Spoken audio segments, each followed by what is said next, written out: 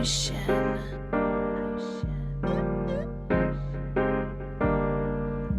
feel like a locomotive, sipping, drinking Arizona. Mixtape just around the corner, did a lot in California. Can't wait to drop this on you.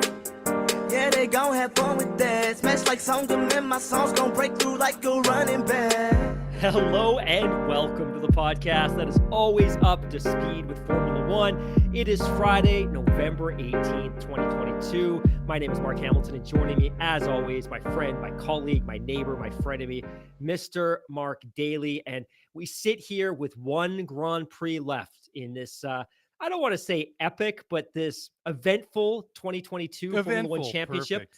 Yeah, Perfect. eventful. One race left certainly doesn't live up to the expectation and the drama of the 2021 championship. But my friend, we sit here on the eve of the conclusion of another championship.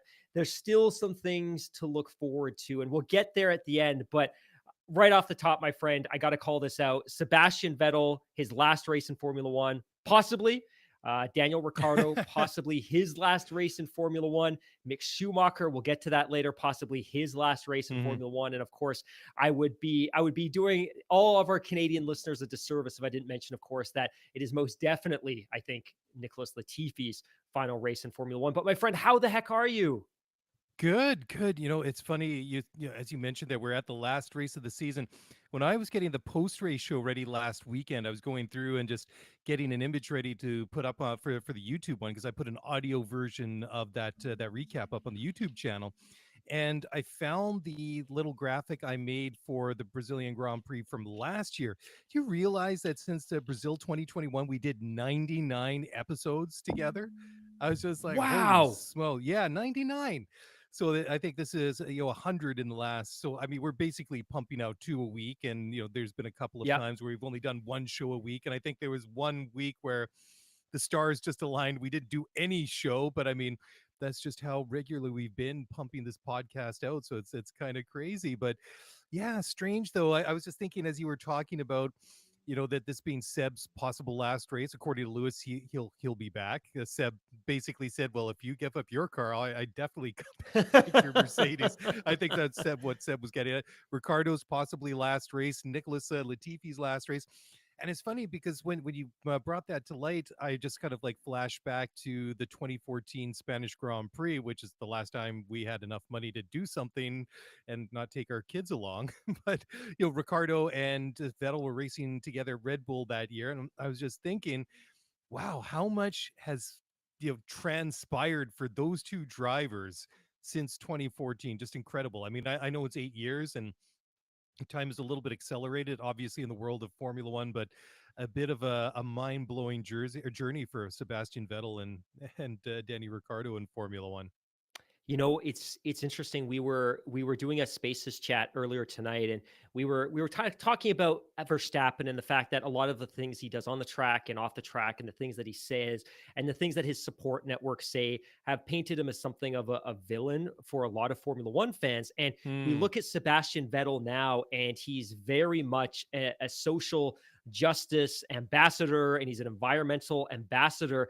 But you remember as fondly as I do, well, maybe not as fondly, but you remember as vividly as I do, that if you flash back to 2010, 11, 12, 13, that as fondly as we all think of Sebastian Vettel now, he was very much the villain of Formula One, and extended far past the multi 2-1 incident with teammate Mark Webber. But he was absolutely the villain, the ruthless villain of Formula One. Definitely.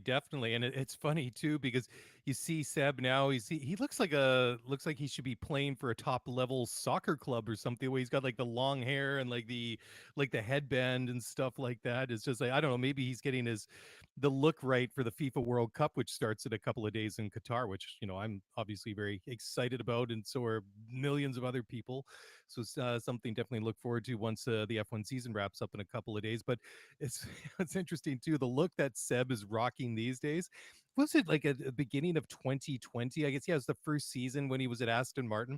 There were some of those pictures floating around sort of pre-season where he had like the super short hair that looked like he was kind of like balding in the front. And I mean, now it's just like, it's like all these sort of like different looks for Sebastian Vettel. I can't really kind of like sort of reconcile all these different looks for, but it'll be kind of strange. And I know Lewis was kind of joking when he said, you'll be back, and that Formula One has a way of pulling people back in.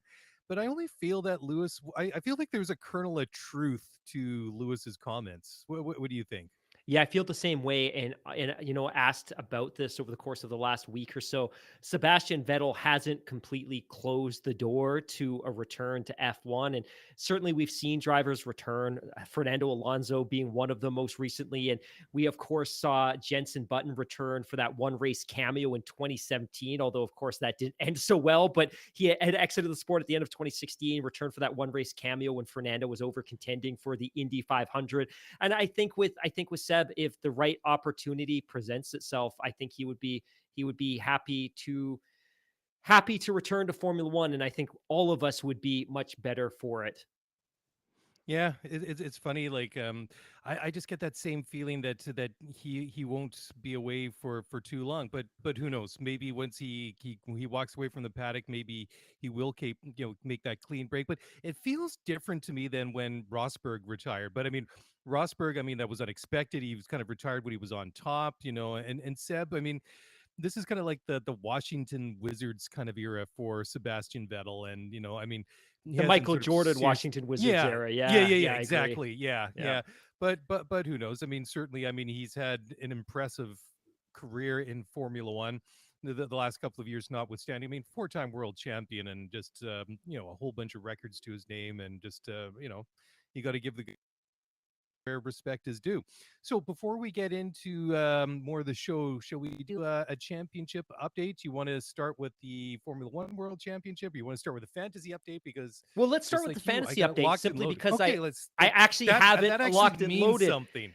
Yeah, And for you got it once it's locked and up. The loaded. site is functioning. It's working as expected. No way. Here we go. No way. No way. Here we go. So I think we may be looking at the championship crystallizing. So Andrew T is currently on top with 4,438 points.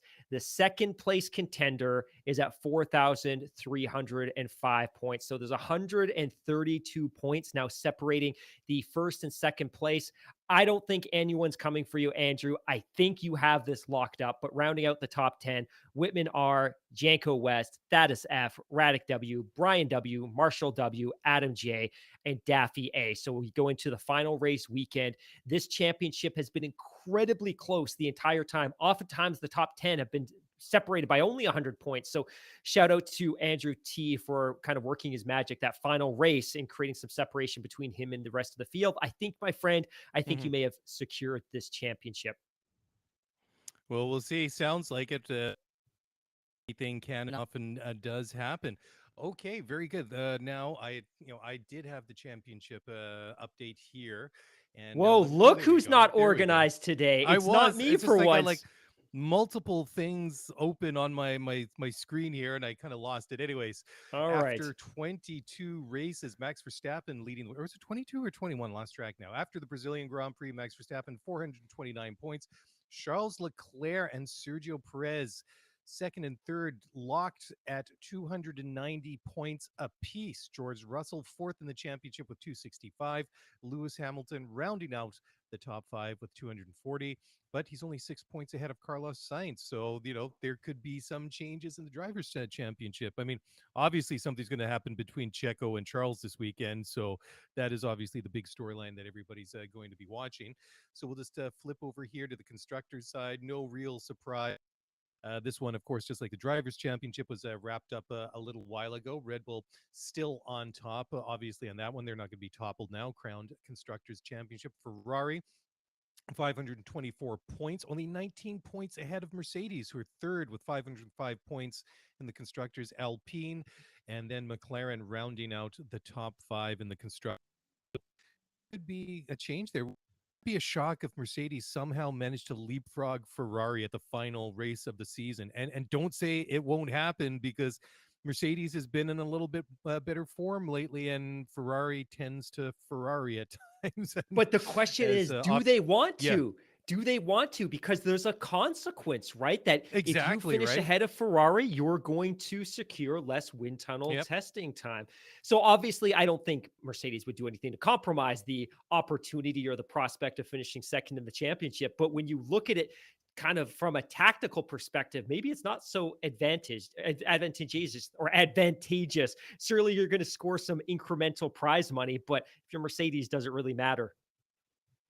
Yeah, exactly. And it's funny. Like, as much as you say that, I just can't help but wonder that if they, I just, to me, I think it's in their DNA to win in whatever way it is. I mean, I know that second in the constructors really isn't, what they're programmed to, what they're all about, but it'd be salvaging something in a season that looked like it was going to be a Absolutely. complete throwaway. Absolutely. I mean, because I mean, we were sitting here even just a week ago saying that it's very possible that this is a team that's not going to win a race this season. And they did just that at Brazil this last weekend. And now are we going to be talking about, is this going to be the season that Lewis hasn't won a race in how many years? I don't even know off the top of my head. I mean, he could win on Sunday. I mean, chances are that he won't, just based on the fact that Mercedes just haven't had the car underneath them all year. But as we saw in Brazil, on certain tracks at certain times, I mean, George looked good, the car looked good, even Lewis looked good. So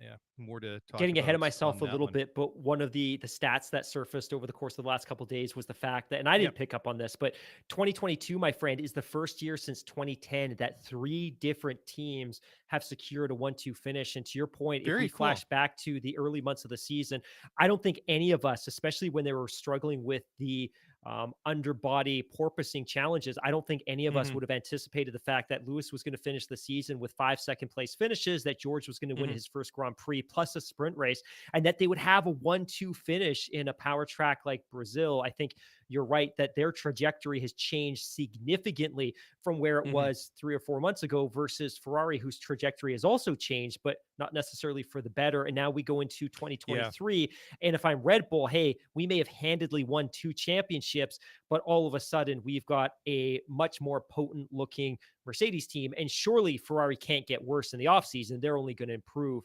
So 2023 promises to be a much more competitive championship than what we saw in 2022.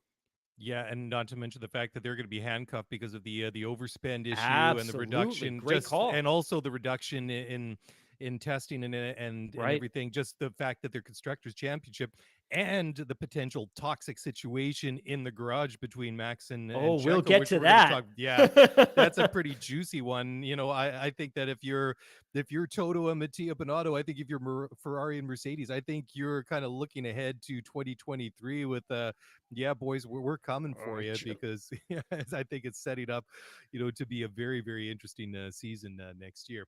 So another one, interesting here, another stat that you pulled out here, that with Seb retiring after this race this weekend, that Lewis will have more wins than the rest of the grid combined. That is just absolutely amazing. And then there's another cool graphic here that comes from F1 Stats Guru, and this is a cool one, Magic Milestone. So the first drivers to reach 50, 100, 150, and 200 races with one constructor. So the first driver to reach the half century mark with one constructor, it was the legendary Bruce McLaren. He did that the 1964 German Grand Prix, and that was 50 races for Cooper. The first driver to reach 100 races, the century mark with the same constructor, was Jacques Lafitte. He did that at the 1982 Canadian Grand Prix. The first driver to get to 150 Grand Prix with the same team is David Coulthard. He did that at the 2004 Grand Prix for McLaren. And Lafitte, he got to the century mark driving for the now defunct Ligier team. Who's Ligier morphed into? Because a lot of these teams, they just kind of get handed off and rebranded. I'm not really sure where, which is the where that legacy lies. I'm sure somebody who's a little bit more on top of this can pull that one out of the bag. But then the first driver to hit the 200 races with a single constructor will be none other than Sir Lewis Hamilton, and he will do that this weekend in Abu Dhabi. Obviously, this would have happened a while ago. Lewis has missed a race or two here or there, over the last couple of years because of COVID. So there you go, 200 races for Mercedes. And when I saw that stat, I'm like, wow, that really seems like it went really quickly. And I mean, when we have 20 plus races a year, of course, it accelerates compared to the old days where there's like 15, 16 races a year. But still, it feels like that went awfully quickly. Or is that just me, Hammy? Yeah, feels like it went by so fast. And, it still, and obviously you and I weren't doing anything together. We didn't know each other, but it just seems like yesterday that the F1 internet was tearing itself apart about Lewis's announcement in 2012 that he was going to leave McLaren and take that huge risk and go to Mercedes. And Mhm. that just seems so vivid in my memory, that it's hard to reconcile the fact that he's now won 6 championships with Mercedes, 7 constructors titles, and he's now raced in 200 Grand Prix, which is absolutely mind-boggling. And based on everything that we've heard from both Lewis and Toto, there could be another 100 Grand Prix with him or in him with this team over the next half decade or so. Yeah, you just have to think that that Lewis is just not going to be satisfied after the way that 2022 went, and that I mean, he says all the right things, right? And I feel like he's still motivated to be in Formula One, and it's going to be interesting. You'll see what happens next year because I mean, George has a really, really good season. I mean, he's done. I think. I mean, he's not a rookie by any stretch of the imagination, but it just went to prove that that one race that he filled in for Lewis in what was in the end of 2020 at Sakhir when he had COVID, and that just wasn't a fluke. I know that the final his final placing in that race wasn't the greatest, but he had like a botched pit stop, and the team really let him down. But I mean, he acquitted himself very well, and he proved at that point that you know that this guy has something. That he's a good Formula One driver. I think that George Russell has had an exceptional year in Formula One, and I don't think there's any question going into 2023 who has the best driver pairing on the grid. Hands down, it's Mercedes. You got Lewis Hamilton, the GOAT, 7-time world champion, with the hot young prospect George Russell. And if these guys get the car underneath them, I mean, wow. I mean, it's scary, right? I mean, Mark, everybody's going to be it's looking at them. it's really interesting that you bring that up because this past week, Toto himself acknowledged that 3 years of George Russell at Williams was probably a year too many. That he had probably earned and deserved a shot with a much more competitive team earlier than he ultimately deserved. But if you look at the kind of, I was going to say the FY22, the fiscal year 22. Sorry, let me step Mhm. out of my business shoes for a couple of minutes. If you look at the 2022 Formula One Championship, it's kind of a tale of two different championships for both George and Lewis. And I think coming into the championship, George was naturally, maybe expectedly, just in a massively better headspace than his teammate Lewis. Like Lewis, if you look at him when he was interacting, especially with the media in the first 2-3 months of the season,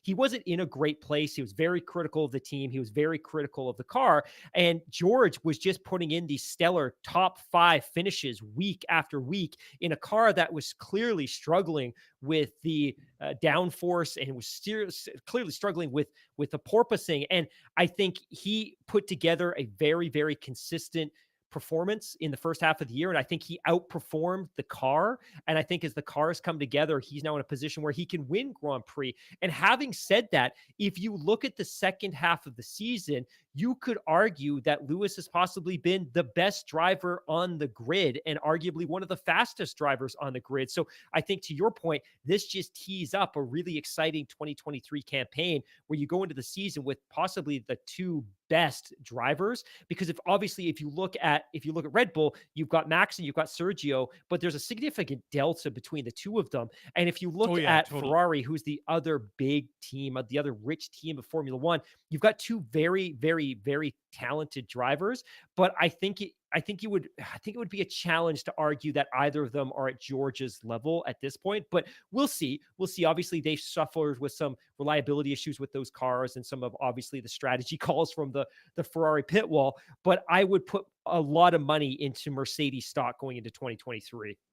Oh, totally, totally. Hey, Hammy, let's take a quick break, and when we come back on the other side, we've got a lot of things to talk about before we preview the race this weekend. And we're going to go first of all to a couple of listener questions. So we'll do that in just a moment. So don't go away. We'll be right back.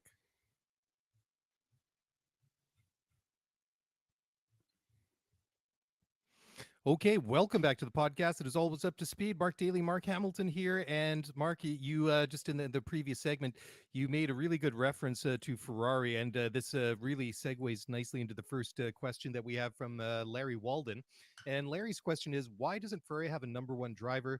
With the way Charles opened up this year, do you think if they had prioritized his driving style / strategy, we would be seeing a championship race in Yas Marina and not a battle for second?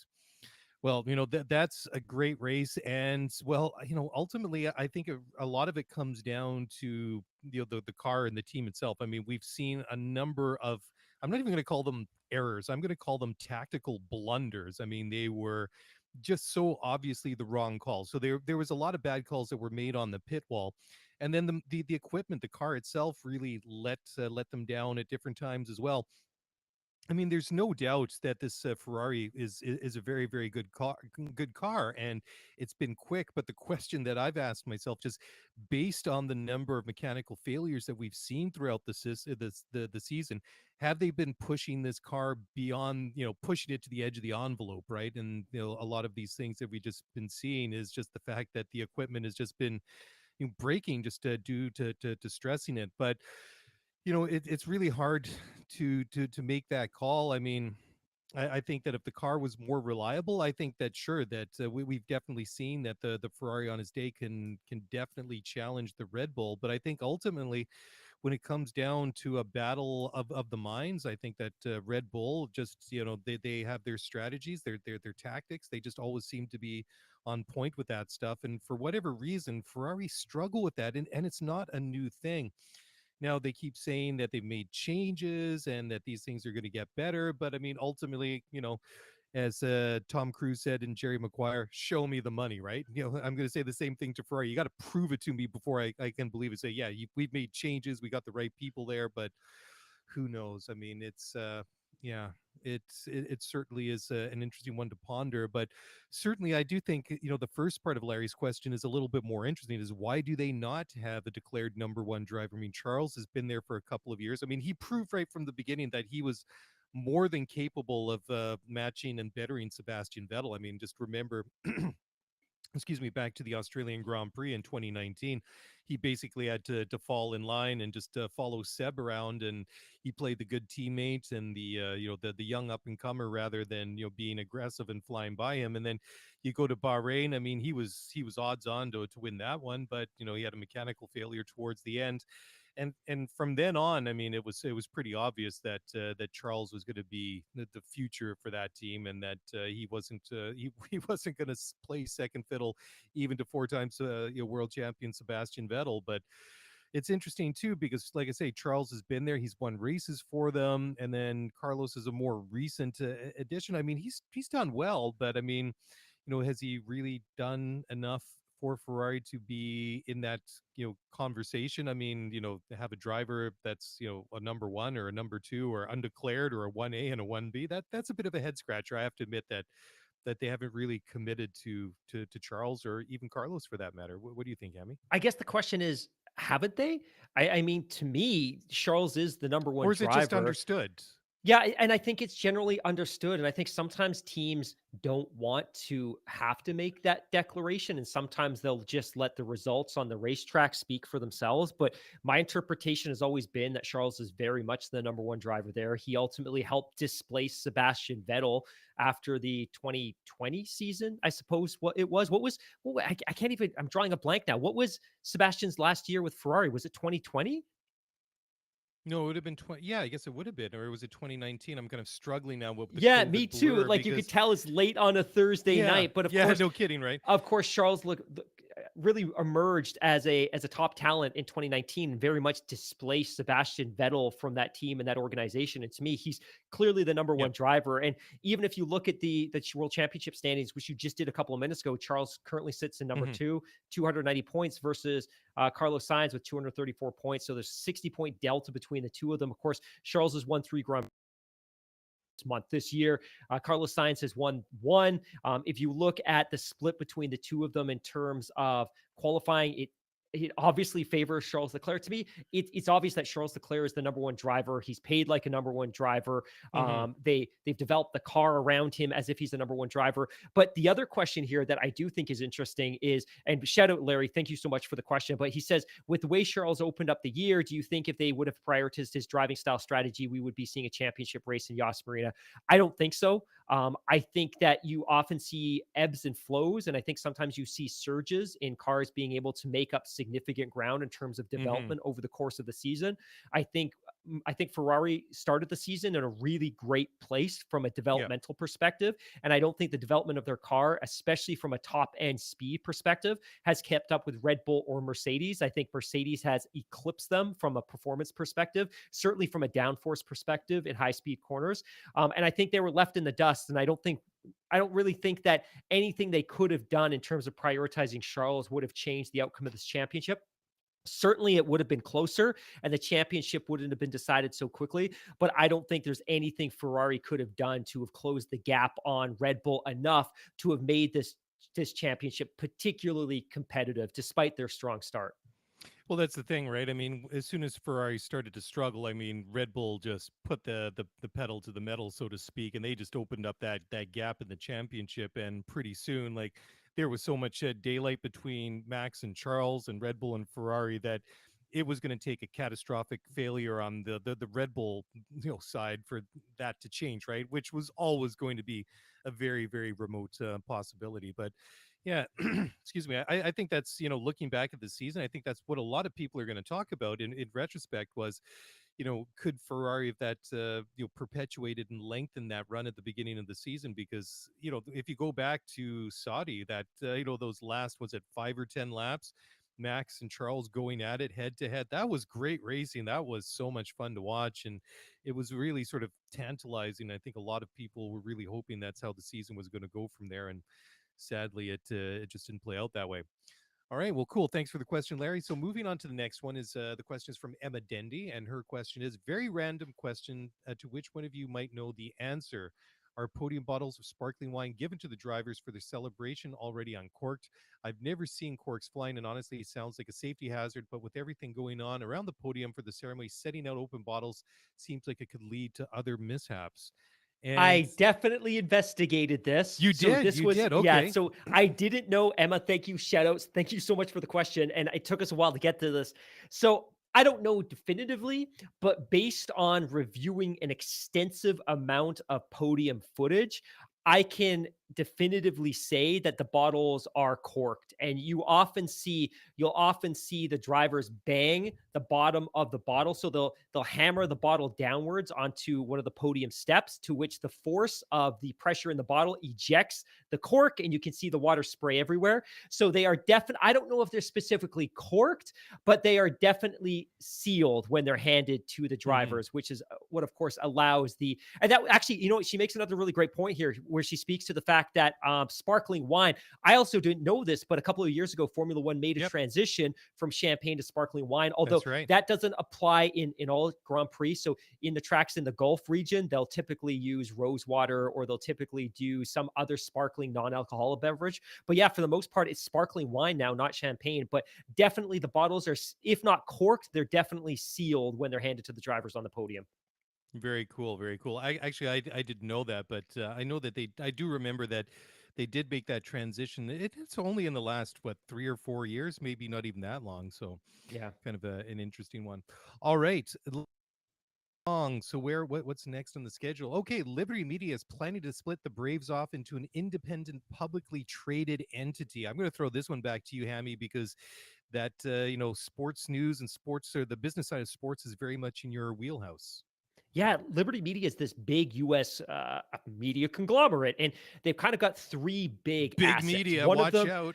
Big media. They've got one big asset in the Atlanta Braves. And if you're not familiar, the Atlanta Braves are one of the top spending teams in Major League Baseball. And part of the Atlanta Braves organization is this huge, sprawling sports and entertainment complex in the northeast pocket of Atlanta. The team used to play in downtown Atlanta. The owners built this sprawling ballpark and entertainment complex at the intersection of a couple of freeways outside of downtown. So the Atlanta Braves are a big chunk of their business. They also own a huge chunk, a majority stake in SiriusXM, And they also own a significant chunk of Live Nation, which of course owns Ticketmaster. And of course, Liberty's been under a lot of fire this week because of the way the whole Taylor Swift ticket fiasco has played out. And then they also own the Formula Dude, One don't group, be bad mouthing F1. T-Swizzle. Come on, man. Dude, never.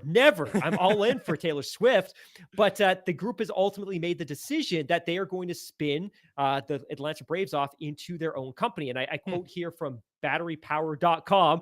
Liberty Media's John Malone announced Thursday that the company's board of directors has authorized management to pursue a split off of the Atlanta Braves in its real estate development project. The move, according to Liberty Media president and CEO Greg Maffei, who was the one that was under fire because of the whole Taylor Swift ticketing fiasco, will better highlight the strong value of the Braves organization. And I quote, "You may have noticed there's a high demand out there for sports assets. Money is flowing into the ecosystem with new players of all sorts driving demand. Among baseball teams, Baltimore and Washington are rumored to be completing a sale. We'd argue, I think, with some reasons that the Braves are a far more attractive asset." So they've decided in the effort to better compartmentalize the baseball team and its profitability opportunity or upside, that they're going to basically spin it off into an independent entity, independent financial entity, which is interesting.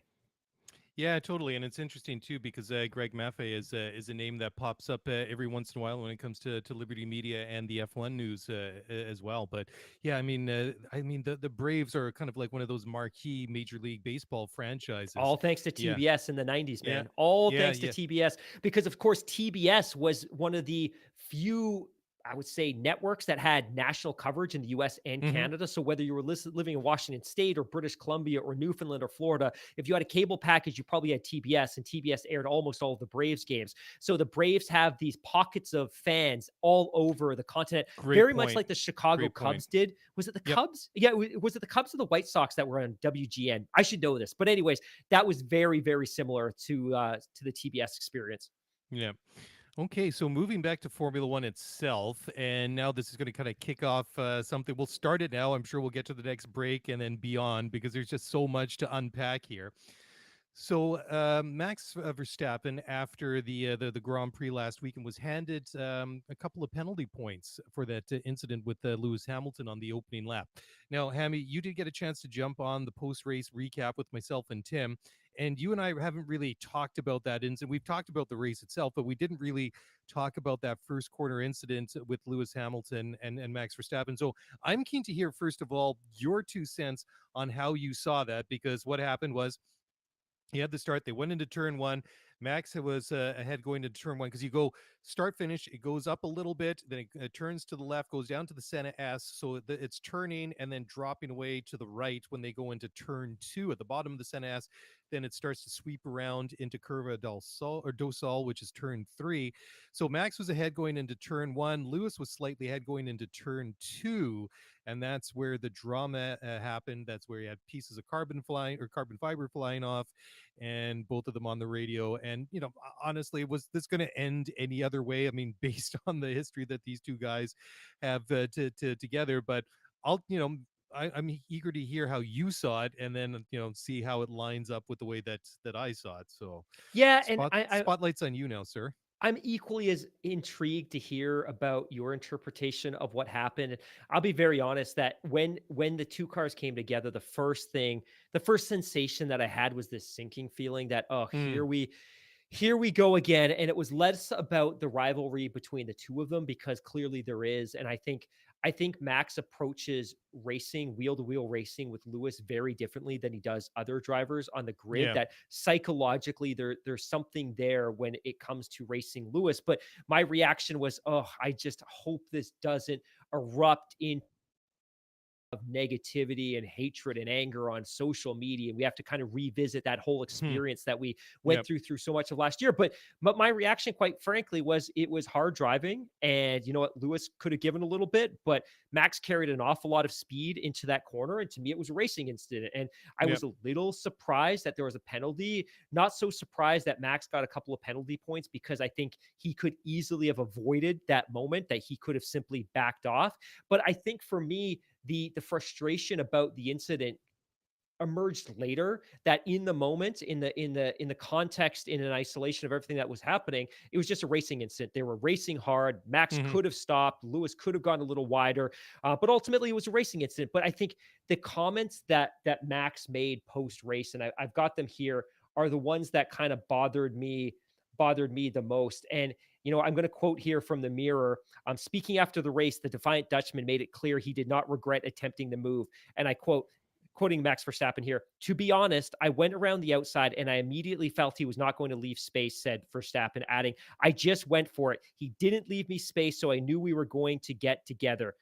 Cost him the race win. For me, it gave me 5 seconds. It wouldn't have mattered anything for my race because we were just way too slow, but it's just a shame. I thought we could race quite well together, but clearly the intention was not there to race. And those comments, I think, are a little bit problematic because it Hmm. acknowledges, one, that the incident could have been avoided, but it also acknowledges the fact that Max was potentially willing to throw away his race because they didn't feel that he had the pace this weekend that he needed to be competitive with the Mercedes. So I find those Right, comments right. pretty problematic. Like just the incident is racing incident. So what, you want to give a penalty, you want to give some penalty points, so be it. Let's move on. But I think those comments from Max reveal that his intentions were never that this was so much about hard racing with the intent of finding a way past Lewis in that corner, but rather, I'm going to chuck it into this corner knowing that we're going to come together. And I don't care because we're not going to have a great weekend because we don't have the pace. And if it knocks Lewis out of this race, then so be it. Yeah, I think that you saw it exactly the way that I saw it as well. I mean, it was hard racing. I definitely think that the reason why he got penalized and the points on top of it was, even though that window, that time frame was very, very small, very, very short for him to react, the opportunity for him to lift slightly was there, because going down the hill, Lewis was slightly ahead, and according to the new way that they do these things, that gives Lewis the right to have that corner. If you look at some of the camera angles, that when you see the apex of the corner, I mean, Max is very much up on the inside on the curbs, and Lewis is quite clearly on, the optimum line on the track there. I mean, like yourself, I find the comments from Max a little bit problematic, like yourself, because it's just like, he was willing, I mean, he can throw the race in the weekend away, because at this point he has nothing to lose, compared to 19 other drivers on the grid that are still racing for something, and some of them were still racing for jobs at that point. But I guess to a certain extent. But yeah, certainly very, very interesting. But I mean, out of everybody out there, you would think that Max might have like understood this, because he's got a history at this corner now. I mean, going back to between himself and Esteban Ocon, what was that, in 2018? Okay, Yeah. sure, that was a little bit different. I mean, Esteban was trying to unlap himself, and probably should have approached that a little bit different. But certainly, you would have thought that now this is two times that Max has had an incident at that turn too. It was almost identical, right? Another quote from Max Verstappen here as well, and I quote, "I went around the outside at turn one, and I just felt as soon as I was going to drive next to him, he had no intention to leave me space," said Hmm. said Verstappen. "I said, okay, if you don't leave me space, then we're just going to collide. At the end of the day, we were too slow anyway, and for him, it ruined his chance to win the race. Of course, with a safety car, he still had an opportunity. I thought after last year, we'd maybe forget about it. We can finally race. First of all, when I went side by side, I thought, okay, let's have a good race here. You feel it with a driver if he's going to leave you space or not. There was zero intention to leave me space. I was 85% alongside, and my intention is never to crash, but I could feel he was never going to leave me the space into that corner. And then, yeah, we collide," he said. Yeah, but isn't like the key in that, it says that I was 85% alongside, but 85% which way? It's like, is he in front or behind? I mean, he's clearly behind, right? I mean, just the way that they look at these things now. I mean, that was Lewis was the car in front, and by definition that he had the rights to the to that corner. So that's why the opportunity, even though it was infinitesimally small, the opportunity for Max to lift was there. That's ultimately what cost him. And I mean, sure, I guess hindsight is 2020. You can go back and say that ultimately cost Lewis the chance to win the race. Yeah, I guess ultimately it did, because he was only what, like second and a half or 2 seconds behind George by the time they got to the checkered flag. But I mean, that's I can't help but think that's an easy comment to say in retrospect. I mean, had the race played out a little bit different, I mean, who knows what could have happened to Lewis Hamilton. The stewards report, just before we move on as well, and just wrap this one up real quick. According to the stewards report, and I'm reading here from autosport.com, and I quote, Verstappen attempted to pass Hamilton on the outside of turn one by braking very late, read the stewards report. He did not complete the pass in turn one, and his excess speed compromised his entry into turn two, at which point he made contact with Hamilton. So very much what which you and I were talking about, that he was carrying excess speed. He could have at his discretion lifted from the throttle or applied the brakes and could have avoided the entire situation. Again, it was hard racing, but he had the opportunity. He wasn't far enough alongside Hamilton. He had the opportunity to back out of that moment, and he just made that conscious decision that he was going to accept the collision. Yeah, 100%, right? Okay, we're going to talk now about what Max said at the end of that race, and this kind of really opened up a can of worms this week. And, it's interesting because, I mean, that situation, the comments that he made drew criticism enough, but the comments I'm talking about should be a surprise for no one, is the comments and, what Max said about his teammate Sergio Perez and the situation that unfolded at the end of that race. So we're going to break now. We're going to come back because I feel like this is going to take dude, that's the ultimate tease. That's the ultimate tease. I know, but we'll be back like really quick and we'll talk about that and more. So don't go away. We'll be right back.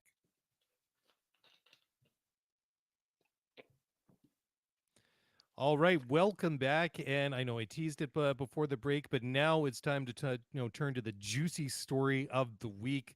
And of course, I wish I'd got the audio all keyed up for it, because I mean, you really need to hear the tone of Max Verstappen's voice.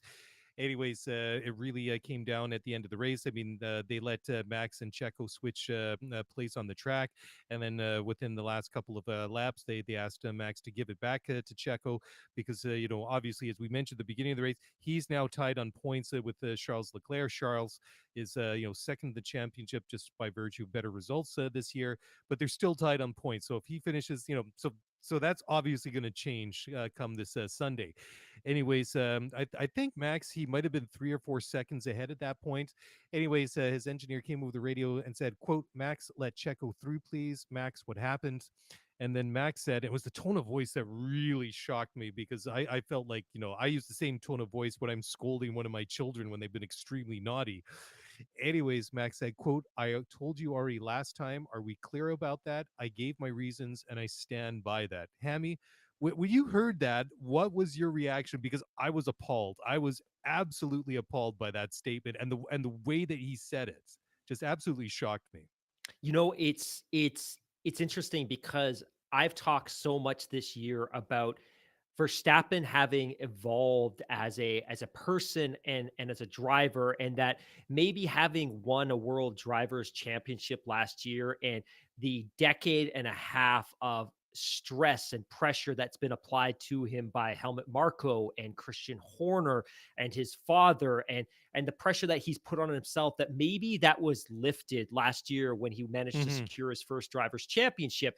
And I think coming into this year, he seemed to be different. He seemed to have evolved, and he seemed to have acquired significantly more maturity. And I really liked what I'd seen from Max this year relative to what we'd seen in prior years. And unfortunately, I feel like this weekend was a regression for Max, partly because of the collision with Lewis, but also because of these comments. And I think it's important that we read out a statement that Red Bull issued today, because I want to react to that a little bit. But Red Bull ultimately did issue a statement because the situation that you're talking about did blow up, and it blew up on social media, and it blew up in the media, and it was being addressed on all of the talk shows and all of the podcasts. But Red Bull ultimately issued a statement this week that read as follows: as a team, we made some mistakes in Brazil. We had not envisioned the situation that unfolded on the last lap, and we had not agreed a strategy for such a scenario before the race. Regretfully, Max was only informed at the final corner of the request to give up position without all the necessary information being relayed. This put Max, who has always been an open and fair team player, in a compromising situation with little time to react, which was not our intention. Following the race, Max spoke openly and honestly, allowing for both drivers to resolve any outstanding issues or concerns. The team accepts Max's reasoning. The conversation was a personal matter, which will remain private between the team, and no further comment will be made.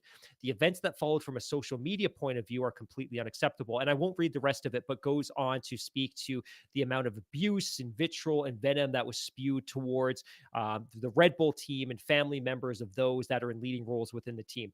But I want to react to this in a couple of senses, because the first comment here, and Andrew Benson called this out on the Checkered Flag podcast earlier today, but it says here, and I quote, "Regretfully, Max was only informed at the final corner of the request to give up position." That is false. He was informed at turn 4. Go back and watch the race. He was informed at turn 4 of the need to give up that position. And then he was informed 3 more times before the final lap. So that is total BS. That is just a total inaccurate and a total lie and total misinformation from Red Bull, and their fans and the media and all of us deserve better. So that's very problematic. The second piece to this is the fact that the situation that potentially led to this moment is personal in nature. That's, I think, the root of what all of the media frenzy was about this week, which is, what specifically is it? What specifically is the issue, the moment that caused Max to refuse an order from the team to give the position back to his teammate? What happened? What is the issue? And they don't seem to want to address this, but Andrew Benson on the Checkered Flag podcast today spoke to something that I didn't want to bring up on the podcast because I couldn't substantiate it, that there was a lot of rumor, there was a lot of speculation, but it was very difficult to pin something down. But Andrew Benson on the BBC Checkered Flag podcast today spoke to this, that he has 2 or 3 sources within the F1 paddock that very definitively state that Max Verstappen's issue is that he definitively believes that at Monaco, his teammate Sergio Perez intentionally crashed in qualifying to secure a higher pole position than Max Verstappen. He honestly believes that.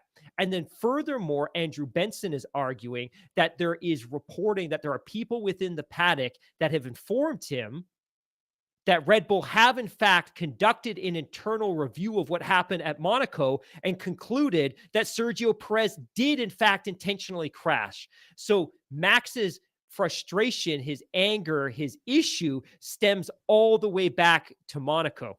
Now, further to this statement indicates that, we've always been clear and transparent operators. We had a conversation post-race. Everything's resolved. Andrew Benson also interviewed Sergio this week and asked him very definitively, did you address the issue in those conversations? Did you collectively, collaboratively, as a team, address the issue that led to this moment? And Sergio Perez said, we only discussed what happened in Brazil. So as a team, they've never discussed or have not yet discussed what it was that motivated Max to ignore team orders, which were relayed to him 4 or 5 times from turn 4 until the final corner. So for me, on the one hand, if in fact Sergio Perez intentionally crashed in Monaco to secure a higher pole position than I could and go on to win that race, that's pretty revolting, and he should probably lose his ride in Formula One, although I don't know that any team would want to acknowledge that their driver had done that. So I kind of get it from Max's position. If that is not, in fact, what had happened, and if that is not, in fact, what had motivated him to disregard team orders in that specific moment, then it's a terrible, terrible move. And furthermore, even if your teammate had done that 4, 5, 6 months ago, why be so petty as a 2-time world driver's champion to not give that place back? It means nothing to you in the championship, but it means everything to your team, who is looking to secure a 1-2 finish for the first time since, I don't know, a decade ago. Yep. Very, very bad. I think it's dented the reputation of Max. I think it's significantly dented the reputation of Red Bull. And for all of the Red Bull naysayers out there and those people that tend to be very critical of the organization, it's only fueled that. It's fueled speculation about what had happened in Monaco, which was already trickling a little bit out of the paddock. It's reinforced the perception that a lot of people have of Max himself.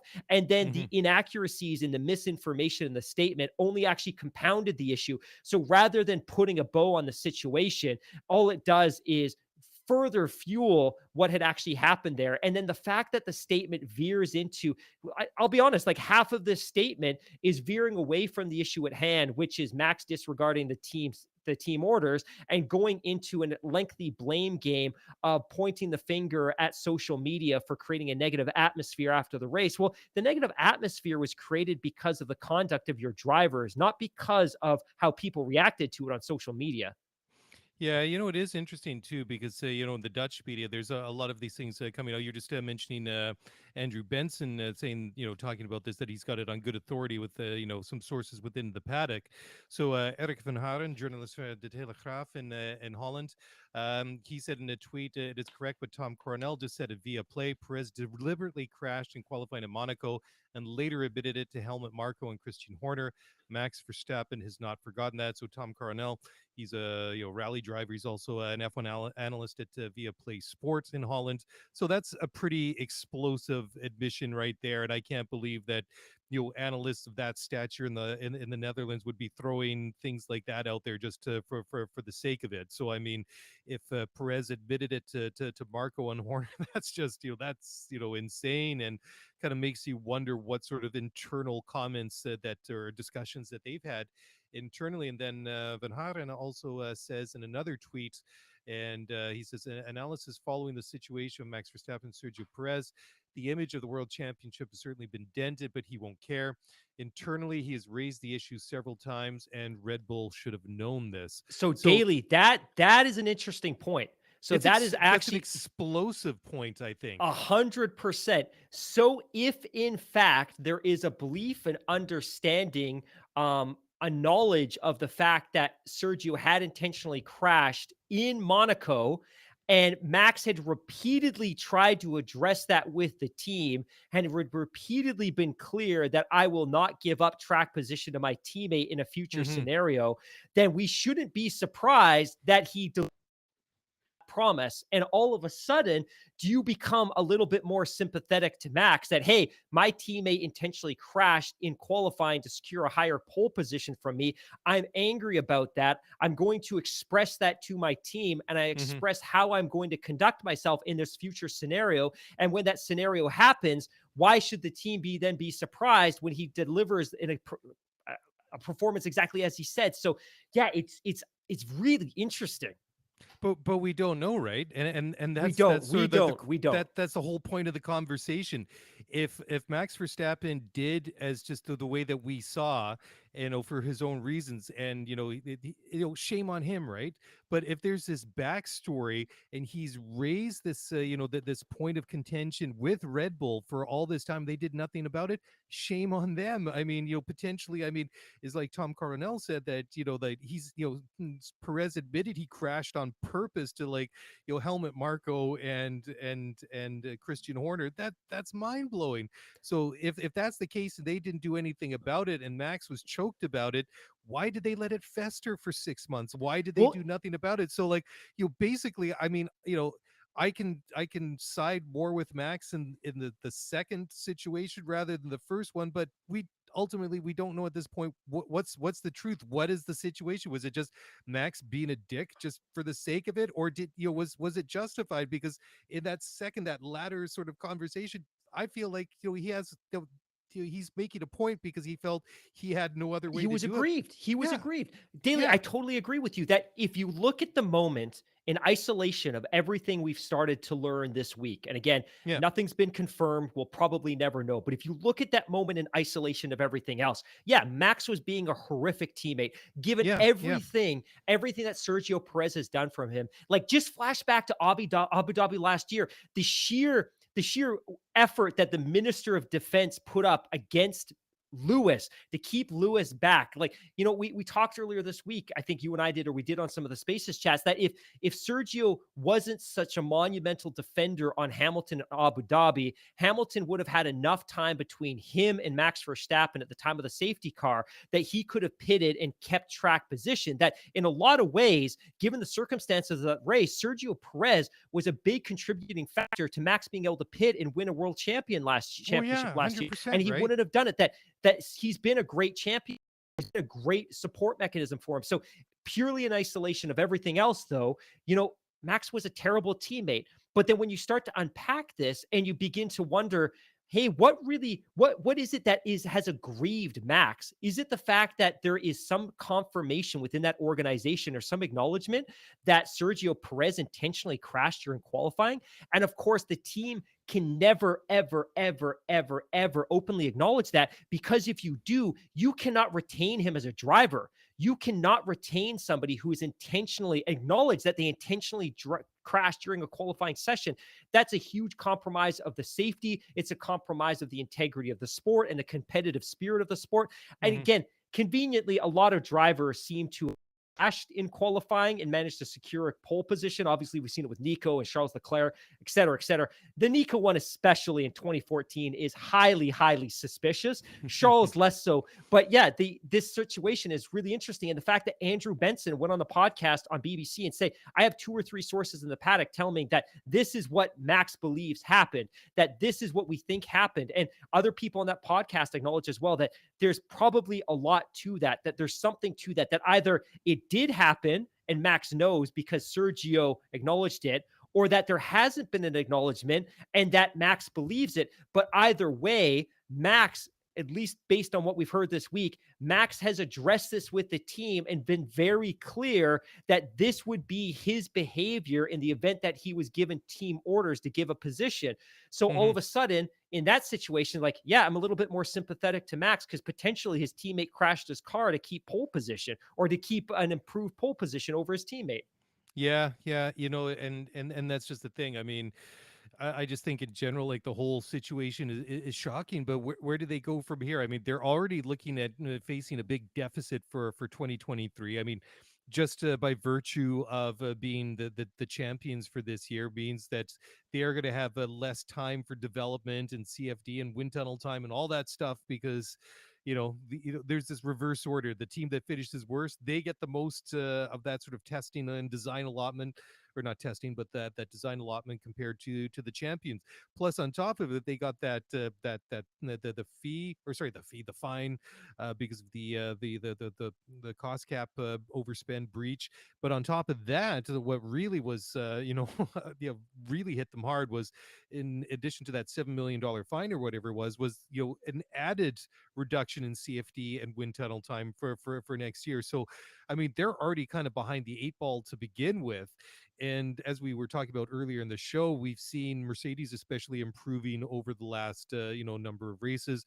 You got to think that Ferrari's going to hit it hard next year as well. So, you know, if they're struggling a little bit with the car and they're fighting with each other inside the garage, and there's this divide that that Sergio doesn't want to support his teammate, and Max is upset and angry with Sergio. I mean, Max, for me, he seems like a pretty cut and dry kind of guy, right? I don't think that I Max, agree with. yeah, I don't think he would harbor some sort of baseless conspiracy theory. Like, I think that if Max has an issue with Sergio Perez, I think that he must have like a really, really good reason for it. I mean, if they're not going to divulge that publicly, that's fine. But just thinking about it logically, just to me, that Max, he feels justified and for what it is, and I don't think it would be some for like a perceived slight. So I'd really like to pull the curtain back and get some clarity on that. But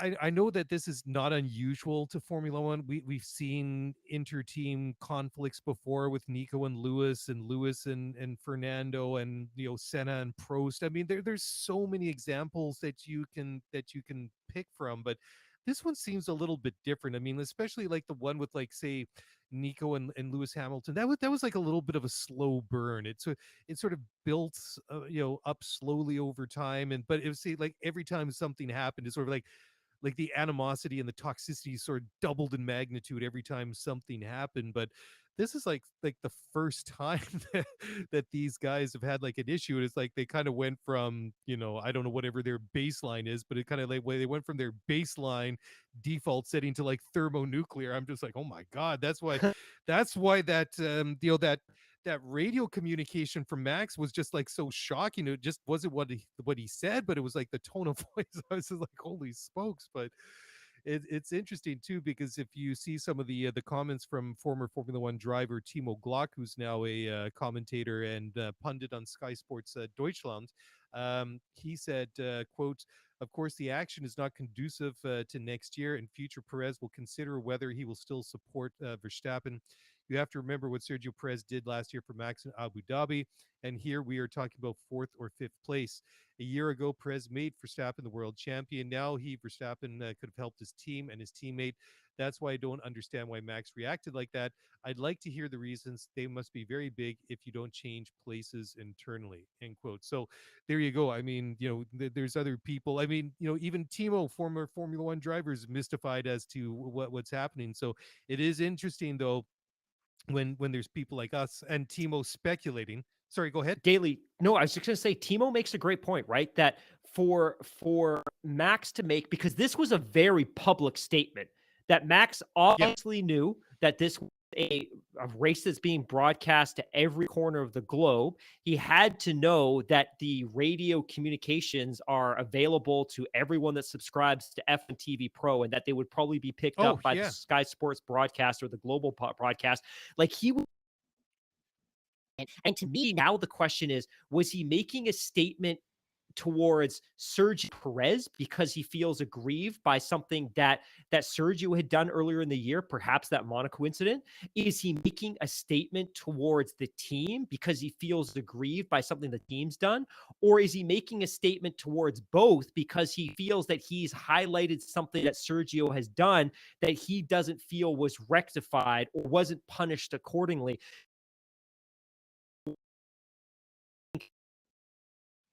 Among the Formula One community was like, yeah, this is a great partnership. Obviously, Daniel Ricciardo and Max was never going to work out. Albon and Max wasn't going to work. Gasly and Max wasn't going to work out. But it felt like this was going to be a good fit. And of course, they've tied Sergio up for a couple more years. So this partnership isn't going to go anywhere anytime soon. But if in fact it is related to Sergio, again, reportedly, for sure. But if it was in fact because Sergio had reportedly crashed the car, is bubbling out to the surface, it puts Red Bull in a really problematic position, because if that was a conclusion of internal report that you're not going to share openly, so be it, you move. But it's possible as well that in this moment, Max may have blown open a secret that Red Bull would have wanted to bury as deep as possible under the Milton Keynes facility.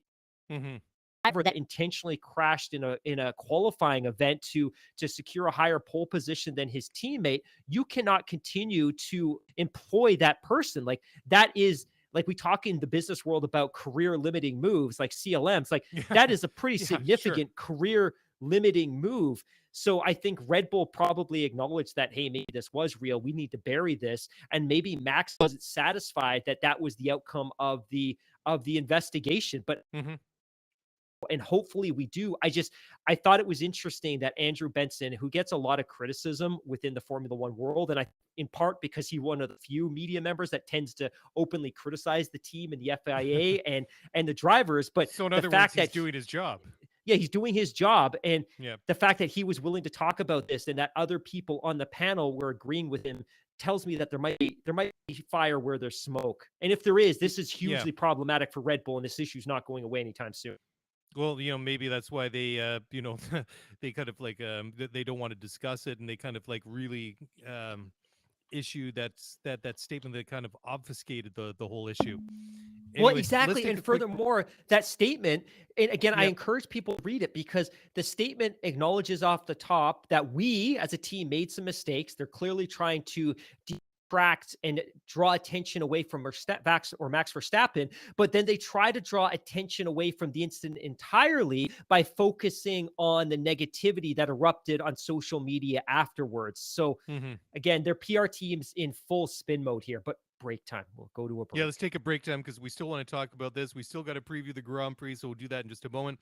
Come back, got a couple of interesting comments from a couple of people that wrote into us. We'll read those after the break, so we'll be back in just a moment. Time to refresh those beverages, stretch your legs. So do that. We'll be back on the flip side, so don't go away.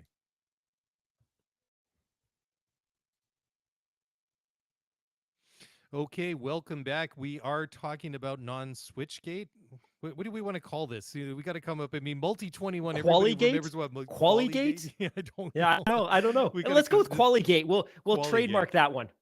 There you go. And then somebody will come up with something much more cleverer, much more smarter. Anyways, a couple of emails, and we got it from a pair of BJs. I don't know like what it is. It's like both BJs wrote it at the same time, and it's interesting. They got the same initials, but completely different points of view. First one's from our good friend BJ Crabtree. And BJ number 1 says, okay, you guys, I don't know F1 like most, but I've watched sports heavily my entire life. There are a few guys out there that are true dogs. Jordan and Kobe weren't always nice to their teammates. These two were just wired differently, and that worked for them. Magic Johnson, that is, wasn't a jerk to his teammates and always looked to inspire. Lewis Hamilton is a good teammate, more later in his career, and that fits his personality. Max is a dog and really elite at his craft. To ask him to be this nice guy teammate is asking him to be something he's not. I don't have a problem with this. Checo knew what he was getting into with Max. My guess it's why Danny Ricciardo left. Derek Jeter versus Ricky Henderson, etc. Both elite, both go about their success differently. Elite athletes who are winners have to play to their strength. I don't feel the overreaction most are having to this story. I hope you guys are well. Keep crushing your pod game. Take care, BJ. Okay, so that's BJ Crabtree's take on it. So BJ number 2, BJ Miller, he writes, I'm sorry, but I'm not at all surprised by Max's awful look. I'm not helping Checo. And it's 1,000% on Horner and RBR for enabling this time of team environment where it's Max above all. He's above the team because Horner won't ever criticize or even seem less than 100% behind Max, no matter what he says or does. He's enabled this. That said, Max is a complete bleep to treat his teammate like that, especially when Checo has done so much. Okay, that's the end of it. So, again, I completely agree with like both points of view, only because, like go back to what we were talking about before the break, is we don't really understand, or like we really don't know where the truth lies. Like what is Max's reasoning behind it? And I can understand both Crabtree's point of view and Miller's point of view here, because again, I guess it's how you perceive it. I mean, I totally understand like the Max is a bleep to his teammate that BJ number 2 said, but again, like BJ Crabtree was saying in his message that like Kobe and who was he? Kobe and Jordan were kind of like wired that way. I mean, sometimes these athletes at the top, they are uber selfish, right? And I've heard a lot of stories about like how Max was like that, especially like in his karting days, just completely focused on him. Everything was focused just on him. Then just think about yourself. Don't worry about anyone else. Don't care about anyone else. This is all about you, kind of thing, right? So it's so he's got that kind of like really bred into him, I think, just like the way that that Crabtree said in his message. But again, it I don't really know where to land on it, because I find myself wavering but back and forth. And we need more information. That's the problem. 100%, 100%. I both of these listeners. So BJ Crabtree, thank you so much, my friend. I wish you and your high school football team nothing but the best this year. BJ Miller, thank you so much for reaching out. I agree with both of them, but I think ultimately we need more information. And like I said, in isolation of everything else, Max was being a horrible teammate, and it would have cost him absolutely nothing to have given that position back. It wasn't going to help his championship. It was already decided. But if there is truth to this whole Qualigate situation, and he was trying to make a statement against his team, well, we've seen big time pro athletes make stands and make statements against their teammates, either on the court or off the court. And I think in this case, if that's true, he was trying to expose his team. I warned you. and you didn't deliver on what I'd asked you to do, I am a world champion. I'm absolute expert at my craft. This was going to happen. In BJ Miller's case, if there's no truth to Quali Gate or some personal beef, then 100%. He looks terrible. The sport looks terrible and Red Bull looks terrible. But to BJ's point, that if there is something to Quali Gate and there is a legitimate beef there that was never addressed by the team, and the team had the opportunity to address it, I kind of don't blame him for making a statement and exposing the team and his teammate. Well, yeah, I mean, especially like Tom Coronel was saying on Via Play in the Netherlands, is that if Horner and what's his name? I'm just trying to blank here all of a sudden, but I mean, if like the bigwigs at Red Bull do about that, like that is, very, very problematic, right? It's just like, you can see then why, because, like Max, like we say, he's kind of a cut and dry, black and white, kind of person. And then obviously if there is like, truth to this, this rumor that Perez crashed on purpose at Monaco, then Max's sense of like sportsmanship and fair play has been upset. And if the team hasn't addressed that and done anything about it, then I think that perhaps, like where does that go with like with Horner, if he knew anything about that, or like you say, did they try to keep this allegedly under wraps? I mean, we don't want to make accusations here, just sort of speculating, but when you hear established people like Andrew Benson and Tom Coronel and whoever, Eric Van Haren, these different, very prominent motorsport journalists, dropping these things into podcasts, into stories, into social media posts and stuff like that. I mean, that story's out there. I mean, you just kind of like run and hide, and especially at this situation, I mean, obviously there's something to play for Sergio Perez and Red Bull too, so they basically sweep the whole season, drivers championship, constructors championship, 1-2 in the drivers championship as well. I mean, that is a very, very big statement that Max Verstappen made, right? So Absolutely. Yes, Marco. I don't know why I was drawing a blank on Helmut Marco's name there, but again, it's Thursday night. It's time Daily, to, can we transition to crypto? Just while I'm fired up, can we transition to crypto? Is that cool? Yeah, because certainly. Can I just say right off? I mean, Please. obviously, because we're old men now, we're old enough to remember the .com boom and bust. Very well. We seeing like the crypto boom and bust is here now? Because it seemed like it was a big thing, but this whole FTX thing that's been going down the last number of weeks is just that's a bit of a mind blower as well, right? I couldn't be happier in a lot of ways. And obviously I have deep sympathies for the millions of people that have lost some or all of their savings. But I was always deeply apprehensive of the amount of crypto money that was pouring into the sports. And I found it very problematic that tobacco was horrible for the global community because it gave tobacco a really significant and very meaningful platform to advertise their wares. And when you look back at it, maybe F1 wouldn't have been F1. It certainly would have been F1 at the level it was without tobacco money. But at the same time, they were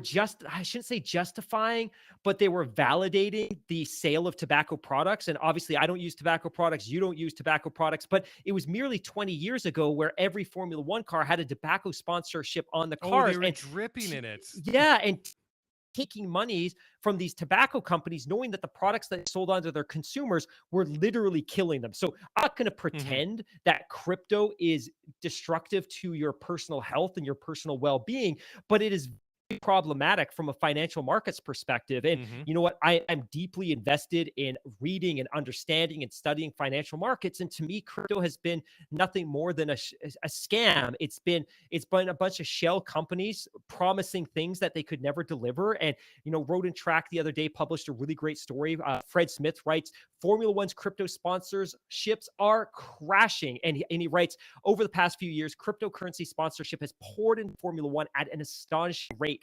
9 of 10 teams have some sort of crypto deal, with precedence and holdout Haas finally joining that list with an NFT agreement just last week. The deals have taken many forms, from simple sponsorship deals with cryptocurrency exchanges, tie-ups that actually create currency somehow tied to the idea of being a fan of Alfa Romeo F1.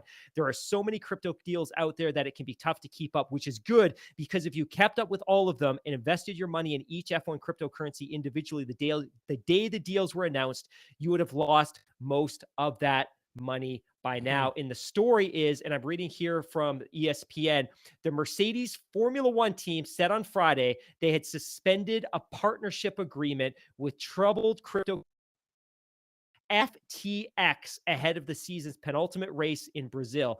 FTX, one of the world's largest crypto exchanges, is scrambling to raise billions in funds to stave off collateral. Regulators have stepped in. Mercedes had signed a sponsorship deal with FTX just this past September 2021 when they were the reigning champions. As a first step, says Mercedes, we have suspended our partnership agreement with FTX. And a story from Reuters, which I thought was absolutely thrilling. Like, if you're understanding how some of these companies can rise to prominence with very little corporate governance. There's this really great story from Reuters, and it reads, the new CEO of the cryptocurrency trading firm FTX, who oversaw Enron's bankruptcy, said he has never seen such a complete failure of corporate control. And he writes, never in my career have I seen such a complete failure of corporate controls and such a complete absence of trustworthy financial information. From compromised systems integrity and faulty regulatory oversight abroad to the concentration of control in the hands of a very small group of inexperienced, unsophisticated, and potentially compromised individuals, the situation is unprecedented. So, and this comes from the guy that was like oversaw the bankruptcy of that dung heap that was Enron. That is amazing. Enron, absolutely incredible. Yeah, and my point here being that these Formula One teams couldn't line up currency exchanges fast enough to accept their money. And again, Mercedes, again, most importantly here are that thousands, hundreds of thousands, millions of small-time investors have lost billions of dollars by investing in these shell companies, billions of dollars. But Mercedes, as a major global force in motorsports, didn't do its own due diligence when sticking the advertisement of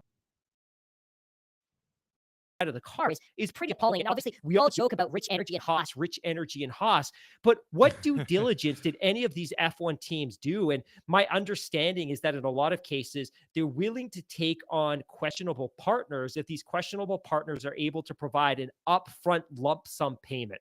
So like, hey, the deal is it's 10 years, $10 million a year to stick your stickers on the side of our car. You know, we may not know you.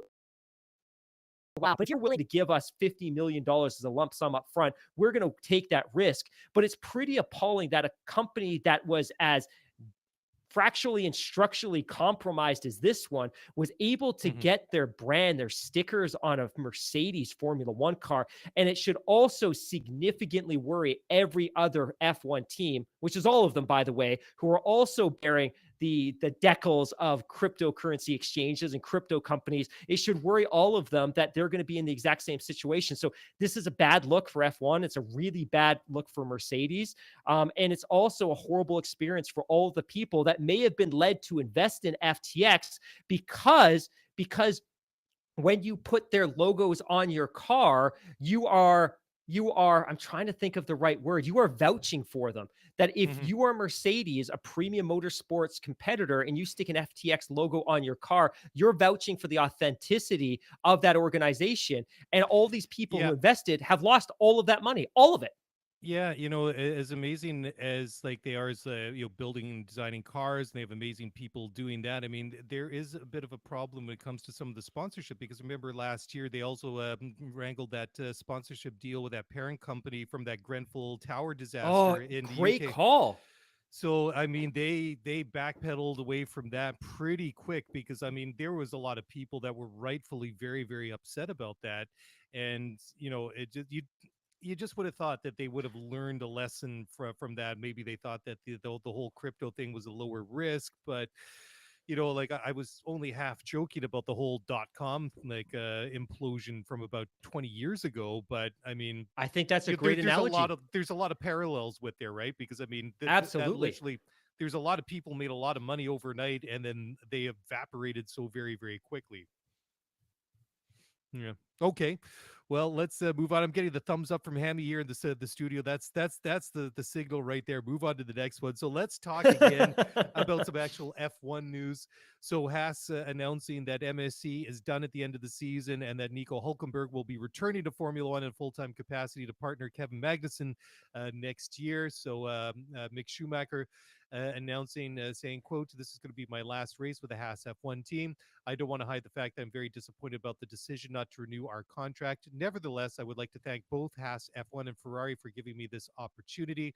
Those years together have helped me to mature both technically and personally, and especially when things got difficult, I realized how much I love this sport. It was at times bumpy, but I steadily improved, learned a lot, and now know for sure that I deserve a place in Formula One. The subject is anything for closed for me. Setbacks only make you stronger. My fire burns for Formula One, and I will fight hard to return to the starting grid." So there you go. Interesting, right? I mean, I don't think it's any real surprise that they've decided to move away from Mick Schumacher. You give Mick Schumacher a pass in 2021. Team was a bit of a mess. The car was a mess. He had a bad teammate. It just wasn't a good situation. But of course, their whole hand to sort of move away from Nikita Mazepin and his dad's money and all that was really forced. Unfortunately, I think by the whole Russian invasion of Ukraine, and so many peoples and the powers that be to distance themselves from anything Russian related, especially when it came to big money deals like that. So anyways, they part way with Mazepin like literally days before the Grand Prix. They put K Mag back in the car. I mean, he'd been with the team as recently as 2020, so it was a good fit, and arguably it's worked out pretty good for both Kevin Magnussen and for Haas. Obviously, K Mag got pole last week for the sprint race, and then was quickly gobbled up, and then was punted off the track by Danny Ricciardo a half a lap into it. But now you go from it's interesting, right? Because you go from 2 years ago, it was an extremely inexperienced duo in the cars, and now you're going to have a very, very experienced pairing of drivers. And see, the thing is that Schumacher couldn't complain about, or maybe use as a crutch this year, was the car was much improved, and it's kind of ebbed and flowed over the course of the season. I mean, but I mean, Magnussen kind of showed right from the beginning what this car is maybe capable of, in the right hands.